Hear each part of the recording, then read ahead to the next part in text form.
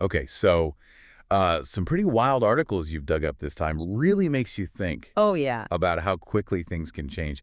We're talking about the possibility of North Korean troops heading to Ukraine. Right. I mean, with Yeah. the Russian invasion, things were already tense, but this could really escalate things.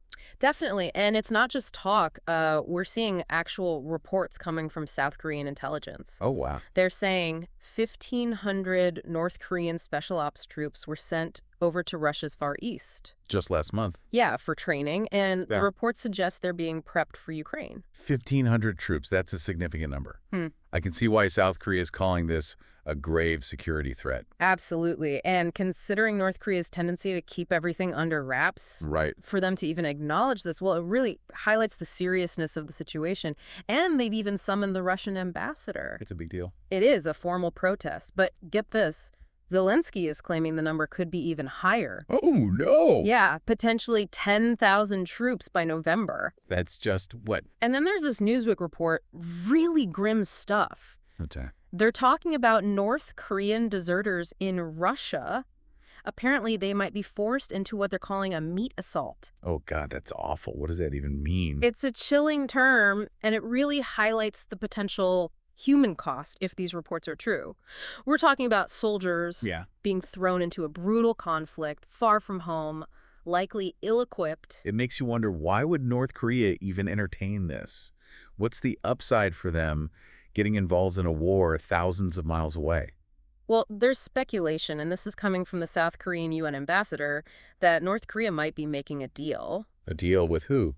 Russia. Exactly. They're saying it's a potential trade-off. Troops in exchange for advanced weapons technology. Okay, now this is where things get interesting, right? Very much so. Because we're not talking about outdated rifles here. This is some serious firepower. Absolutely. We could be talking hypersonic missiles, cutting-edge anti-tank systems, even cyber warfare capabilities. This is the kind of tech that could significantly bolster North Korea's military. And that has huge implications, not just for that region, but globally as well. You got it. I mean, the U.S. and its allies are already on edge about North Korea's nuclear ambitions. Right. This could be a game changer, right? Absolutely. And the thing is, we're still largely in the dark. The Pentagon and NATO haven't officially confirmed anything. And Russia, well, they're denying everything. Even North Korea's state media, which normally loves to boast about their military, they're staying quiet. So a lot of smoke, but no fire yet. Right, a lot of speculation. But even with all this uncertainty, the international community seems to be on high alert. Oh, yeah, definitely. South Korea is basically drawing a line, warning North Korea to back down. But what? Or face consequences, although what those might be, no one's saying. The U.S. is calling this a dangerous and concerning development and is talking with allies. Yeah, it sounds like things could escalate quickly. Definitely could. Even the UK's UN ambassadors weighing in, pointing out how reliant Russia has become on foreign fighters. But it's interesting. For all the concern, no one seems to be taking any concrete action yet. You'd think so, wouldn't you? It seems like everyone's being very cautious, waiting to get a clearer picture of what's actually happening before making any big moves. It's like we're looking through a fogged-up window, right? Yeah. You can kind of make out the shapes, but nothing's clear. Yeah, exactly. There are so many unknowns at this point, like even the number of troops we're talking about. Right. Is it actually 1,500? Is Zelensky's estimate of 10,000 closer to the truth? Right, or could these reports be completely off? We need more hard evidence to say for sure. And even if we assume, for a moment, that there are North Korean troops heading to Ukraine, what are they actually going to be doing there? That's the million-dollar question. Are they going to be frontline infantry, Yeah. relegated to support roles? Or is there something else we haven't even considered? It's hard to even speculate at this point, and it makes you wonder about the long-term impact on the relationship between Russia and North Korea. Right, because on the one hand, this could be seen as a marriage of convenience. Right. Russia needs soldiers.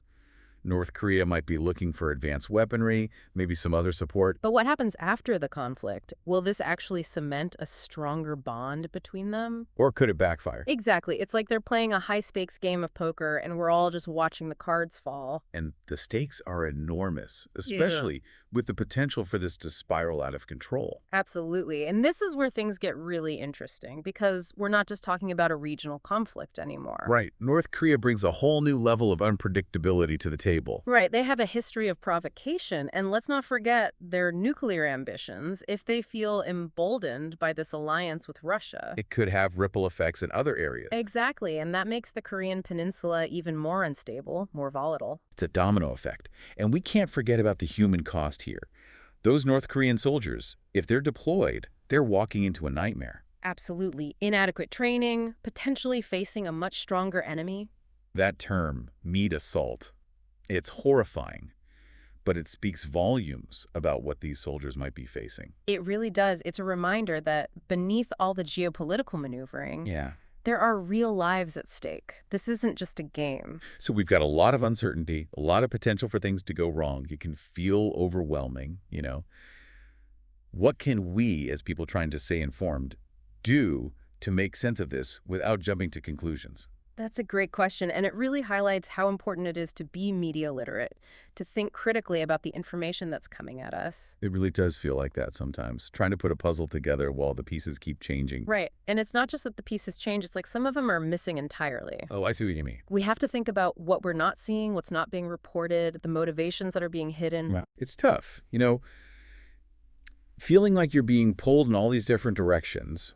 How do we make sense of it all? How do we form our own opinions about what's going on without getting lost in all the noise? I think it starts with being really careful about where we get our information. Okay, so not just like scrolling through headlines. Exactly. We can't just rely on social media or whatever pops up first. We have to look for credible sources, fact-check things. Be our own editors. Exactly. Ask yourself, who's saying this? What's their agenda? Are there other sides to the story?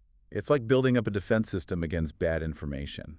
I love that analogy. We need to develop that critical thinking to protect ourselves from misinformation, from propaganda. So with this whole North Korea-Ukraine thing, it's about staying informed, but not just accepting everything we hear. Yes. And being ready to adjust our thinking as new information comes out. Because this is a fluid situation, right? What Yeah. seems true today might be completely different tomorrow.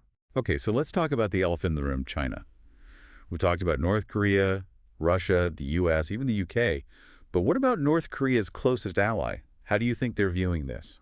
China, the silent player in all of this. On one hand, this has to be making them nervous. A more unstable Korean peninsula, maybe with even more advanced weapons, that can't be good for them. Right, but there's that saying, the enemy of my enemy is my friend. Could this be an opportunity for China? It's possible, isn't it?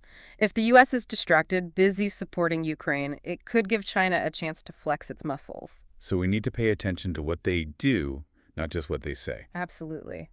Are they criticizing North Korea? Are they silently backing them? Or are they just keeping quiet? Every move or lack of a move is going to have an impact. It really highlights how interconnected everything is. Right. What happens in one part of the world doesn't stay there, especially with nuclear ambitions and shifting alliances in the mix. It's complicated, that's for sure. But that's what makes these deep dives so important. I think so too. The more we understand the different players, what they want, what the risks are, the better we can understand the world around us, even when it's messy. It's about connecting the dots, even when we can't see the whole picture. Exactly. Asking the tough questions, questioning what we think we know, being okay with saying, I don't know, but I want to learn more. That's what makes us curious, right? Yeah. That desire to learn, even when it's hard. Well said. Well, thank you so much for breaking this all down for us. It's been really insightful. And to everyone listening, thank you for joining us for this deep dive. We may not have all the answers, but we hope you come away with a better understanding of this complex situation and the tools to keep learning. And remember, the conversation doesn't end here. Stay curious, stay informed, and keep asking those insightful questions.